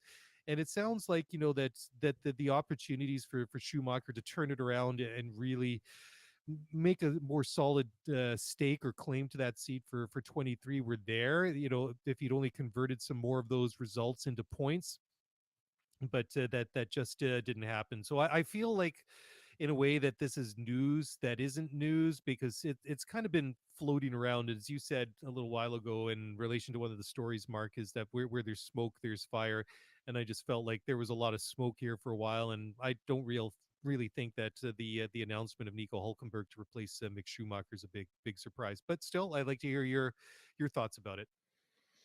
Yeah, I won't belabor the point. I think there's a couple of things to talk about here. The first is that this may be the last of Mick Schumacher in Formula One. So if you are a German a motorsports fan, or a Mick Schumacher fan, and he's a great kid, super likable personality, but this could very well be his last shot, his last dance in Formula One, which is really unfortunate. And like you said, and we've said this so many times before, last year shouldn't count.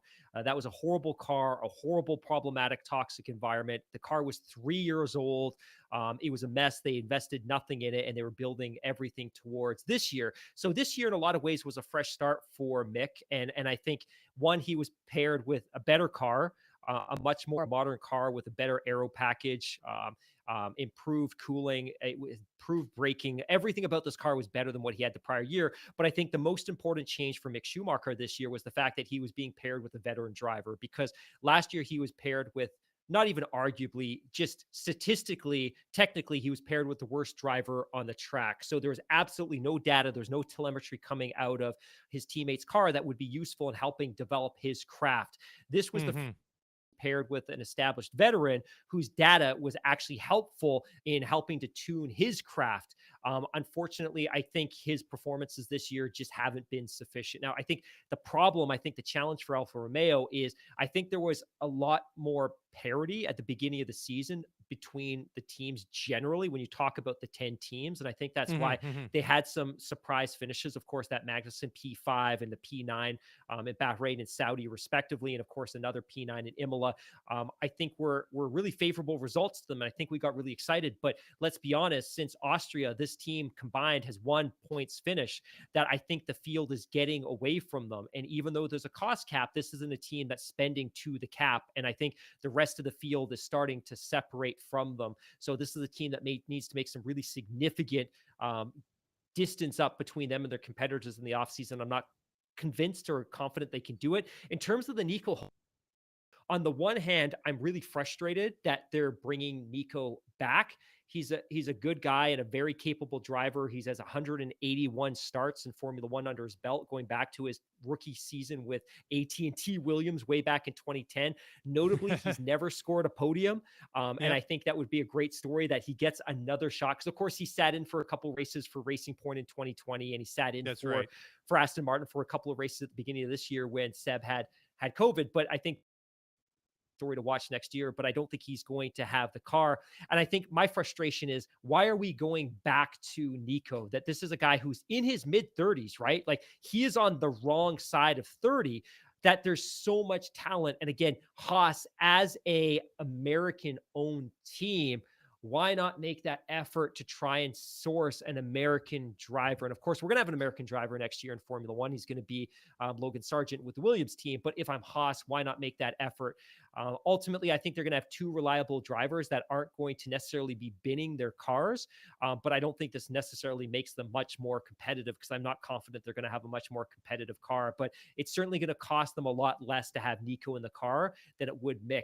In terms of Mick's future, I'm not sure. I don't know that there is necessarily going to be one. And it brings a quick close to what at one point seemed like a fairly promising career, and very much a Cinderella type storybook, that the times world champion Michael Schumacher was at F1 and he was going to chase race glory and potentially one day race for Ferrari. Well, I don't think any of that's going to happen now, unfortunately. No, sadly not. But I just couldn't help but think one thing we were just talking about, having like 2 established F1 vets in those Haas cars for next year. And then he said, well, there's going to be less of a risk of either of them bidding those cars and putting it into the tire barriers. So maybe they're like you say, they're going for experience and stability because, they've got some more sponsors. So maybe they just want to get more track time and cameras onto the car to keep the sponsors happy. That's maybe me being a little bit conspiratorial and a little bit sort of cynical, but we've seen weirder things happen in Formula One. But just kind of sticky with the Ferrari theme. So Ferrari has issued a statement downplaying or outright dismissing some rumors out there that Chairman John Elkann is going to replace Mattia Binotto as a Ferrari team principal as of January 1st with Sauber / Alfa Romeo / Audi team principal Frederick Vasseur. They said it's totally without foundation. And I was kind of thinking, sure, I guess that's kind of a juicy, kind of interesting rumor. But if you're Fred Vasseur, would you really want to do that? I mean, obviously, there's a pairing between the team now. I mean, they've had Ferrari engines in those Sauber / Alfa Romeos for a very, very long time. But this is Audi's technical partner for 2026. I mean, Ferrari, of course, is Ferrari, and it's a historic team. It's the number 1 team in the world. Everybody knows Ferrari. Everybody loves Ferrari. They're famous. And I'm sure that the attraction is there for people that drivers, engineers, designers, administrators, and stuff like that. But I guess it really would, if there was any substance to this story, I think it would really be interesting to see where Vasseur's preferences lie. Would you want to go to like the dream posting to be the team principal at Ferrari, or do you want to get in at the ground level with that Audi F1 project? I mean, for sure, there's going to be ups and downs when you boot up a Formula One team like that, but that I'm excited when I think about the future of Sauber and Audi and 2026 and watching that mature and materialize, and all the bumps and ups and downs that they're going to experience over the years. That's an exciting time. You make such a great point about the Audi piece, and that didn't occur to me when I was reading the story, because my thought was, going and leading Ferrari is very much a once in a lifetime opportunity Oh, to drive 100%. there, Yeah. Yeah. to be a part of that team from a technical perspective, a design perspective, a team principal perspective, that's a once in a lifetime opportunity. But with it comes immense crushing pressure that this is a team that hasn't won any championship since 2007. But you look at the lineup, very talented lineup. You've got Charles Leclerc. The car is clearly capable with a little bit of additional refinement and development that this could be a team that contends for championships. So you're close, right? You're Mm-hmm. close. You don't have a you don't necessarily have a 5-year project in front of you, but at the same time, the Audi thing is awfully enticing. But we also don't know that he's in Audi's designs. Like Audi might have completely different designs on what the leadership structure of this team is going to look like. And again, we still have 3 more full campaigns through which that team's going to be rocking a Ferrari power unit. So they'll be kind of working on a couple of parallel projects, which will be one on the one hand in Germany, they're going to be working on the Audi power unit. They're going to start designing and developing the 2026 car. But in the meantime, they still have to run a car in 23, 24, 25 that's going to be powered by a Ferrari power unit in the back. Like that's a complex challenge. But again, it's really up to Audi, right? Like we don't know what Audi wants out of that team. And as the years progress, they're going to attain more and more control over operations and personnel. So we'll see. But I think if the Ferrari opportunity presented itself, I don't know how anybody can turn that down. Oh, exactly. I mean, if you're Frederick Vasseur, is just like, how do you pick? I mean, those are both like two amazing, like you say, once in a lifetime opportunities. I mean, it's a once in a lifetime opportunity, I would think, just to get to Formula One in the first place. But to be the head of either one of those teams would be absolutely amazing. But now this is equally as amazing, if true. And according to L'Equipe, which is a sports media outlet in France and a very big one, that apparently Charles Leclerc and Mattia Binotto haven't been on speaking terms with each other since Silverstone of this year. And this is, apparently because Charles, who lost the race because of, as we said earlier, strategic blunder, was reprimanded by Binotto in front of the cameras when he got out of the car. Now, wow, that is incredible if true, that you have your number one driver. I guess we've already had that discussion earlier in the show, not talking to the team principal. I'd like to know, whether or not there's any substance to that. But I mean, Silverstone was a long time ago now. That was back in July. So what, 4 months ago, 4.5 months ago now? I mean, I don't know how they could function as a team. It's just like, is Mattia like folding up notes and giving it to somebody else? Hey, Carlos, pass this note to Charles and just wait till he writes something back and bring it to me. It's just, or are they sort of like referring to each other like in, sort of like these it's like a really awkward conversation. Mattia walks into the room and just sort of like indirectly talks to Charles, like, if I was to say to Charles that I would really like him to push in the race this afternoon, that would be a good thing. Something, I'm just being stupid now, but silly rumors, I guess, deserve silly answers. But Abby, we're at that point now, and I guess we've delayed enough after 90 minutes, but we should look ahead to the race this weekend. Abu Dhabi, final race of the year. And, as we said, it's been, I wouldn't say an anticlimactic season, but certainly it hasn't lived up to the expectations. But yes, I don't know. I like Yas Marino, the circuit there. We've had 13 previous races here going back to 2009. Lewis has won here 5 times. Mercedes has won there 6 times in total. This is a 5.28 kilometer or 3.28 mile track. Total race length is 306.18 kilometers or 190 and a quarter miles, 58 laps. Last year we had Max Verstappen on pole.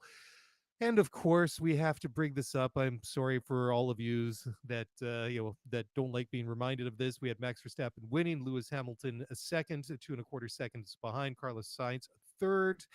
Max Verstappen set the fastest lap of a 126.103.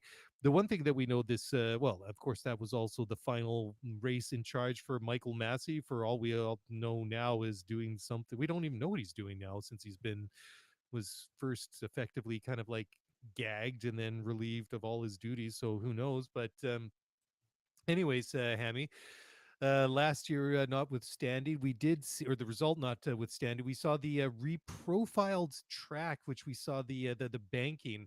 at turn 6, because it's a very interesting track, right? Because you have some very sharp and angular turns in excess of 90 degrees in some cases, but then you have the 90-degree corner going into turn 1. You have the very fast flowing sections from sections corners 2 to 4. Then you go to the hairpin at turn 5.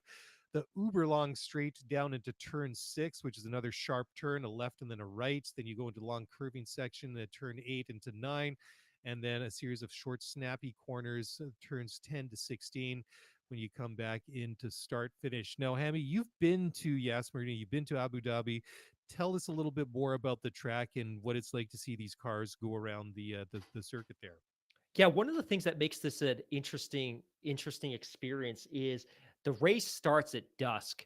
So there's still daylight out when the race begins, and as the race progresses and it becomes a night race, which is pretty cool. The racetrack itself is built, it was constructed on what is largely reclaimed land. So it's called Yas Island, which is a chunk of land adjacent to Abu Dhabi, which is the capital of the United Arab Emirates, which of course is a country that houses two major cities, Dubai and Abu Dhabi. Dubai is about an hour north by car. Yas Marina, or Yas Island, features a super mall, Ferrari World, Sea World, Warner Brothers theme park, golf courses, hotels, entertainment. But principal or center to all of that is the Formula One Grand Prix circuit that you just described. To me, it's always been a good but not great circuit in terms of designs for racing. But I think the changes that they made last year, and I give the race organizers and the track owners huge amounts of credit, because the did last year to smooth out those hairpins and to put in some slight banking towards the back of the track made a monumental difference in the raceability and the enjoyment factor of this circuit. In terms of experience, it's a lot different than many circuits that you might go to. That I've always said that a traditional Formula One circuit, whether it's a Coda in Austin, or if it's a Silverstone, or it's Canada, you walk up to the gates, you go in carrying your camping tray, a cooler full of drinks, and you can walk and circle the entire track. You can check out all of the general admission areas. You can climb into the bleachers. You can just be amongst Formula One fans. And it's very much a carnival or festival type atmosphere.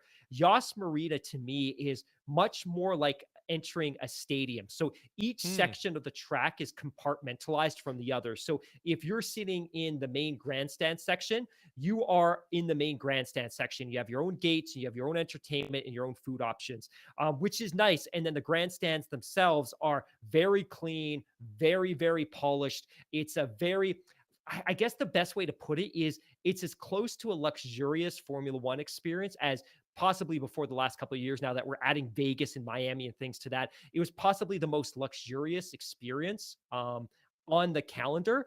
So it's very, very cool. Definitely a different experience than some of the other Grand Prix on the calendar. The race typically takes place obviously in November. Last year was December because of the COVID impacted calendar. So by the time you get to November, humidity is much lower, especially in the evening, but it's still very, very, very warm. You certainly couldn't run this race in the summer simply because humidity would be significantly too high. But in November, the weather is beautiful. The conditions are beautiful. And to me, it's the perfect way to wrap up the calendar. So to me, I love this track. I always argued that it wasn't perfect, but I think the changes that they made last year, specifically by smoothing out, reprofiling, and adding that banking at turn 9 and eliminating that hairpin at the new turn 5, were significant improvements to the raceability. But I have really good memories at this track. I've been many times. I've really, really, really enjoyed it. I'm very much excited about getting back there at some point in the future. If you do have the opportunity to visit Abu Dhabi weekly, you can actually access the track. So they open it up to the public for running, for biking.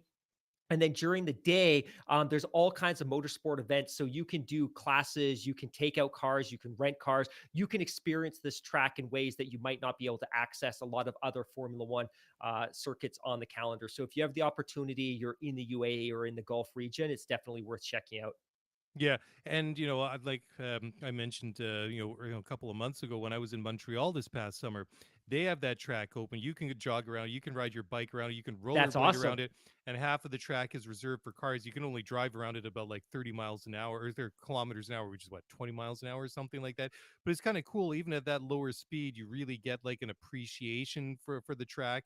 And you can get to we get to put the tires up on the curbs, and it's really kind of cool. You get a different perspective when you actually can get some rubber on the on the blacktop and go around like that. So that's very, very cool, Mark.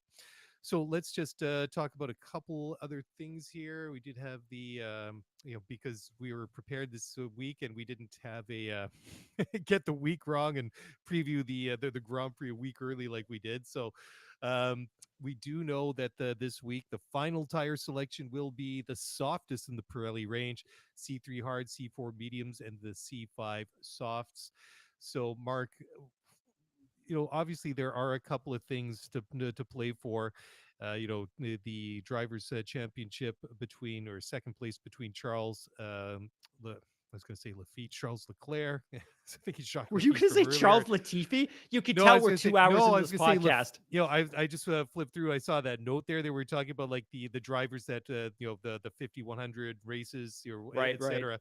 And I saw Jacques Lafitte, and I was thinking Jacques Lafitte and Charles Leclerc. I'm just getting French sounding names all mixed up. So, anyways, back to the topic of had the one thing that's really interesting to watch this weekend is what's going to happen between Charles Leclerc and Sergio Perez in the drivers' championship, and then between Ferrari and Mercedes in the constructors, because there is less than 20 points separating them in the constructors championship, and that is very closable, especially for a team like Mercedes. I mean, apart from anything else, they have been fairly reliable this year when compared to Ferrari. So I know it's not the big, glamorous, glossy, shiny, exciting, drivers or constructors championship that's up for grabs, but at least there's something. And of course, all the drama between Max and Sergio adds a little bit of a added element to it. And the fact that we were talking about earlier that this is Lewis's last chance to win a race this season for the first time in many, many years. So that's another storyline.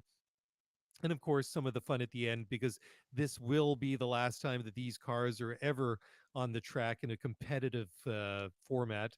So at the end of the race, we all see the donuts and that sort of stuff, which we don't typically see earlier in the year, because the drivers are obviously not trying to stress the equipment and damage the car that they're going to need next week or the week after, or for 4 or 5 months before the end of the season. So very cool. I don't really if there's any point making a prediction in who's going to win this one or why, but I think certainly watch out for some of those storylines before the race is over. You look like you want to say something now. Yeah. You mentioned earlier, of course, the fact that last year's outcome wasn't ideal from a sporting perspective, and I think both you and I are understatements. I think you and I are both of the mindset that, hey, ultimately there were complications with how the rules were applied, and the rules themselves were problematic and weren't written in a perfectly, I would say, structured way. But I think both you and I acknowledge that ultimately the outcome was the result of human error. And you and I made the decision that we were still going to be Formula One fans and that we were going to move on. But I think it's important for everybody psychologically to get another Abu Dhabi Grand Prix under our belt and put a little bit of distance between us and the 2021 affair. That obviously Red Bull fans look back at that with probably a lot of positive memories, but I think for everyone that wasn't a Red Bull fan, they look back at that with some degree of disdain or frustration. So I think it's really good that we have a clean, competitive, fun Formula One Grand Prix, so we can start to put some distance between that and 2021. In terms of my expectations, you make a really great point that Lewis has won a Grand Prix at every season he's been in Formula One, 2007 until 2021. He's won a Grand Prix every year. This would be the first year. And of course, he's finished second 5 times. He's been the runner-up 5 times this year, which is incredible. But this is his last chance to secure a race win and keep that streak going. The other big question, and you and I kind of talked about this off the top, is there's still an outside chance that George Russell could finish second in the Drivers' Championship. It's very unlikely, and it would take a couple of other drivers finishing out of the points and for him to win the race and score the fastest lap, but there's still a chance. But that said, there's still a battle between Charles Leclerc and Sergio Perez for second in the championship. And of course, I think Red Bull is very hungry to have that 1-2 finish.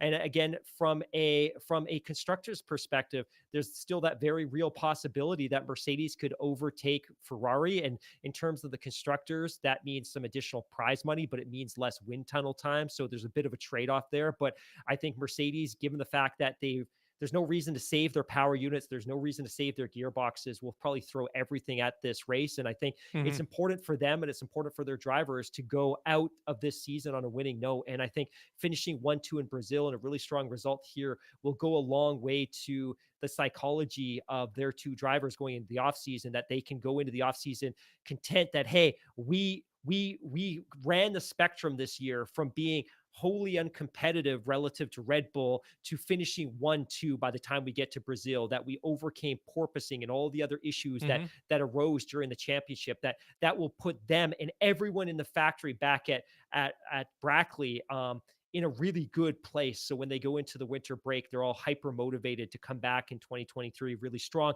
but also that it's psychologically damaging to Ferrari and Red Bull that if they see a re-emergent Mercedes at the back part of this season, that makes things so much more psychologically difficult for those teams because like, oh, here they come again. So there's a lot to watch for. And as we talked about off the top, Mick's last race in Formula One, Nicky's last race in Formula One, potentially Daniel Ricciardo's last race in Formula One, Sebastian Vettel's last race in Formula One will be saying goodbye to a lot of drivers. And of course, this race also pours straight into a round of tire testing with Pirelli. So we're going to be seeing a lot of the teams and drivers stick around for the following week to do testing. You know, it is interesting because Tim and I talked about it on the race recap last weekend that, you know, for a race that really didn't have anything, you know, and didn't mean anything in the larger picture last weekend in Brazil, was a super enjoyable weekend right through qualifying. Of course, you know, Magnussen taking advantage and getting lucky with the weather. It was a great weekend. The sprint race was fun to watch. The race itself, it was just, and we both agreed that was a weekend that Formula One really needed, because I feel like there's been I wouldn't say a funk, but I feel like we've had like a bit of a lingering kind of like hangover all year. The back half of the season hasn't been enjoyable. I'll be very honest. Like I can always find things enjoyable about F1, but I haven't had a lot of fun. The first half of the season was great. The back half of the season has been it's been a letdown, I think. Yeah, very much. I mean, it was a tale of two seasons, and especially since the summer break. I mean, you know, I don't want to take anything away from Max and take away anything from Red Bull, because they did what they needed to do, and they did it dominantly, and they've earned those chips, right? I mean, and congratulations to them. But I mean, just from a competitive sort of a spectacle point of view, it's kind of detracted from that to a certain extent. But this last weekend, it was so enjoyable because there was so many different things going on. And I'm hoping we'll see something similar this weekend. And like you say, nobody's really got anything to lose at this point. I mean, of course, like the places that are left up for grabs are, are for minor things rather than the big, shiny trophies. But still, there's pride involved, and teams and drivers want to do their best and improve upon where they are. And I hope that it leads to a better spectacle. So we're just now, at the time of this recording, not too far away from the very first practice sessions, qualifying just around the corner on Saturday and Sunday. And then sadly, Sunday night after the smoke clears, that's it. But we won't stop. We'll still be here, and we'll, because, what else are we going to do, right? A juicy tidbit, by the way. I kind of teased this with you before we got started, but sure. We'll wrap this episode up with a little bit of Parents Corner. But for those of you that don't know, my son started kindergarten this year, and he's been something of he's been something of a handful for his teachers. And one of the things that we've discovered, which is not ideal, is that when he is answering his teachers at school, he answers either "yeah, baby" or "sure, bro." So my 4-year-old son in kindergarten answers to his teachers as "sure, bro," or "yeah, baby." So again, this is all my fault. And I was telling you this before the show, but I kind of treat my son like as a dorm mate, that we listen to a lot of rap music and watch a lot of TV, and we're kind of bros, even though he's 4 years old. But unfortunately, a lot of that is spilling over into his vocabulary at school. So now we have to kind of walk him down and like, no, Don't. to your French teacher as "sure, bro," or "yeah, baby." so yeah, that's my parents' corner story for the week. I don't even need to write that down. I've already committed that one to memory. And on that note, Oh, I one more think we're thing. gonna. One more thing. I Oh, go promise. ahead. Go ahead. So at the beginning, you shared that great stat about Vettel retiring and LH now having more wins than the rest of the grid. Shout out to Finlay58 from Reddit for that stat. And then finally, we got another great review this week. So again, if you have the opportunity, if you listen to us on Spotify, if you can give us a rating, it means the world to both of us. And if you listen on Apple, if you can give us a rating and a review, or one of the two. Well, I guess you can't really do one of the two. If you can give us both of them, that would be amazing. It means the world to both of us. Like I always say, it means a great deal to the show in terms of being indexed and prioritized through the search engines, et cetera, et cetera, et cetera.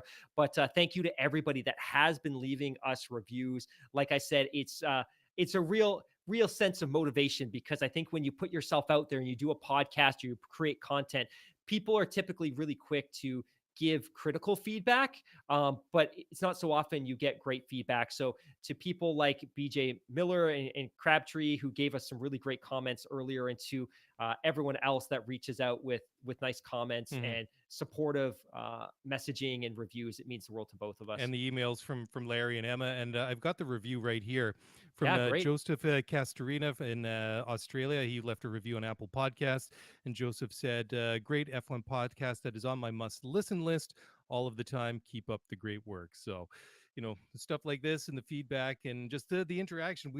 We feel like this is an interactive show, and we feel like the community is a big part of it, and we just enjoy sitting down and doing this and talking with you guys, either through the messages or on Spaces, all that good sort of stuff. But we're going to wrap it there, because it's my turn to take some advice from the parents' corner. My son was studying for a science test, and it's pushing 11 p.m. here on the West Coast, so I should see whether or not it's quiet upstairs now. So I don't know if that's a good or a bad thing.